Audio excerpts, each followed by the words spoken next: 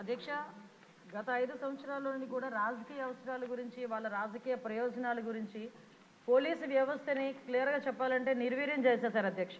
అంటే పోలీసు వ్యవస్థ, పోలీస్ డ్యూటీలు శాంతి భద్రతలు కాపాడుకోవడాలి అన్న డ్యూటీలు తప్పించి ప్రతిపక్షాల నేతల ఇంట్ల దగ్గర కాపలా కాయటానికో, లేకపోతే వాళ్ళకి పరదాలు కట్టడానికో అంతవరకే వాళ్ళని ఉంచేసిన పరిస్థితి కూడా మనం చూస్తున్నాం. దానిలో భాగంగానే కనీసం పోలీసు వ్యవస్థకి ఏదైతే వాళ్ళకి పోలీసు బలోపేతానికి కానీ, అదేవిధంగా వాళ్ళ వెల్ఫేర్ గురించి కానీ, వాళ్ళకున్న చిన్న చిన్న ఇమ్యూనిటీస్ గురించి కూడా ఎక్కడ కూడా ఆలోచన చేయకుండా మొత్తం అంతా నిర్వీర్యం చేసిన పరిస్థితి వచ్చింది అధ్యక్ష. ఇప్పుడు ఇందాక మన ఎమ్మెల్యేగా అడిగారు అధ్యక్ష, ఈ వీఆర్లో ఉన్న వాళ్ళ పరిస్థితి గురించి. నిజంగా వీఆర్లో ఉన్న వాళ్ళ పరిస్థితి చూస్తాను అధ్యక్ష, ఒక్కొక్కసారి వాళ్ళకి 6 months వరకు వీఆర్లో ఉంటారు.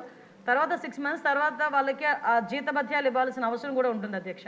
కాకపోతే ఈ రోజుకి కూడా లాస్ట్ 5 సంవత్సరాల పరిస్థితి ఎలా తీసుకున్నారంటే పోలీస్ డిపార్ట్మెంట్లో కొంతమంది అఫీషియల్స్ని వాళ్ళకి నచ్చకపోయినా క్యాస్ట్ బేస్ చేసుకొని వాళ్ళకి రాజకీయంగా వాళ్ళకి అనుకూలంగా ఉండరు అనుకున్నా, వాళ్ళకి వ్యతిరేకంగా ఒక పని చేసినా, వాళ్ళు చెప్పిన పని చేయకపోయినా కూడా వాళ్ళు చాలా క్లియర్గా వాళ్ళందరినీ తీసుకెళ్లి వీఆర్లో పెట్టడమే కాకుండా 2 సంవత్సరాలు 3 సంవత్సరాలు కూడా జీతభత్యాలు లేకుండా వాళ్ళ చేత పని చేయించుకున్న పరిస్థితి కూడా మా దృష్టికి వచ్చింది అధ్యక్ష. ఎట్టి పరిస్థితుల్లోనే అలాంటి వాటి మీద ఫర్మ్గా ఉంటాము. డెఫినెట్గా వాళ్ళకి జీతభత్యాలు ఇచ్చే పరిస్థితి కూడా ఇప్పుడు మేము తీసుకొని వస్తాం అధ్యక్ష. అదేవిధంగా వాళ్ళందరికీ కూడా ఇందాక సార్ అన్నారు, కనీసం పిల్లలకి చదివించుకోవడానికి కానీ, పెళ్లిళ్ళు చేసుకోవడానికి కానీ. సార్ ఇక్కడ ఒక విషయం చెప్పాలి, సుమారుగా గవర్నమెంట్ ఎంప్లాయీస్ తాలూకా జీపీఎఫ్ అంతా కూడా డైవర్ట్ చేసేసాడు లాస్ట్ 5 yearsలో.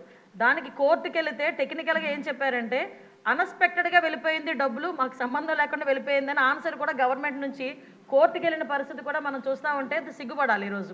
అంటే వాళ్ళు దాచుకున్న వాళ్ళ సొమ్ము కూడా వాళ్ళకి తిరిగి ఇవ్వడానికి కూడా లాస్ట్ గవర్నమెంట్ 5 సంవత్సరాల్లో కూడా జగన్మోహన్ రెడ్డికి మనసు రాలేదు అధ్యక్ష. ఈరోజు తిరిగి పోలీస్ వ్యవస్థల గురించి, విధానాల గురించి, రాజ్యాంగం గురించి ఆయన మాట్లాడుతుంటే కొంచెం మనందరం కూడా ఇబ్బంది పడాల్సిన అవసరం ఉంది అధ్యక్ష. లాస్ట్ 5 years ఇంకోటి అధ్యక్ష, మనకి వెహికల్స్ గురించి కూడా ఇందాక చెప్పారు. వెహికల్స్ గురించి కూడా చాలా క్లియర్గా చెప్పాం. డెఫినెట్గా కొత్త వెహికల్స్ తీసుకోవడానికి గవర్నమెంట్కి ప్రతిపాదన పంపిస్తున్నాం అధ్యక్ష. ప్రతి చోట కూడా వెహికల్స్ మీరు అన్నదైతే వాస్తవం అండి. వెహికల్స్ చాలా ఇబ్బందిగా ఉంది. అంటే స్క్రాప్కి వెళ్ళిపోయే వెహికల్స్ 15 yearsకి ఎట్టి పరిస్థితుల్లోనే స్క్రాప్కి ఇచ్చేయాలి. ఆ వెహికల్స్ అన్నీ కూడా చాలా ఉన్నాయి. ఇంచుమించు 50% మనకి కొరత అయితే ఉంది. దానికి కూడా అధిగమిస్తాం. అదేవిధంగా మనందరికీ కూడా 120 లీటర్ల గురించి చెప్పారు అధ్యక్ష. యాక్చువల్గా అయితే ఏజెన్సీ లెవెల్లో ఎక్కడైనా కంపల్సరీగా కావాలి అనుకుంటే కనుక మన డిపార్ట్మెంట్ నుంచి ఎస్పీ లెవెల్లో వాళ్ళకి డీజిల్, పెట్రోల్ ప్రొవైడ్ చేయొచ్చు. కానీ పరిస్థితి ఎందుకంటే రిస్ట్రిక్షన్ పెట్టారు, 120 liters అని రిస్ట్రిక్షన్ ఉంది. దాన్ని ఈరోజు ఒక 300 liters వరకు కూడా రిస్ట్రిక్షన్ని పెంచే క్రమంలో ముందుకెళ్తున్నాం అధ్యక్ష. అదేవిధంగా ఇప్పుడు మీరు అడిగారు అధ్యక్ష, మనకి ఏపీఎస్పీ నుంచి ఏఆర్కి వెళ్ళేదానికి కన్వర్షన్ లిస్ట్ కూడా రెడీగా ఉంది అధ్యక్ష. దీనికి అతి తొందరలోనే వాళ్ళందరికీ కూడా ఏపీఎస్పీ నుంచి ఏఆర్కి పంపించే ఏర్పాటు కూడా జరుగుతుంది. ఒకటి మాత్రం క్లియర్ అధ్యక్ష, ఈరోజు ఏ శాంతి భద్రతలు అయితే వాళ్ళు మాట్లాడుతున్నారో, జగన్మోహన్ రెడ్డి వాళ్ళు మాట్లాడుతున్నారో, అంటే ప్రతిపక్ష నాయకుడు కాదు కాబట్టి అసెంబ్లీలో పులివెందుల ఎమ్మెల్యే గారు మాట్లాడితే ఆ ప్రికార్డ్స్ తీసుకొని వచ్చి శాంతి భద్రతలకు మాట్లాడుతున్నారు. ఒక్కసారి బ్యాక్కి వెళ్ళాలి అధ్యక్ష. శాంతి భద్రతల విషయంలో శాంతి భద్రతలను కాపాడుకోవడానికి అసలు పోలీస్ డిపార్ట్మెంట్కి వాళ్ళు ఏం చేశారు?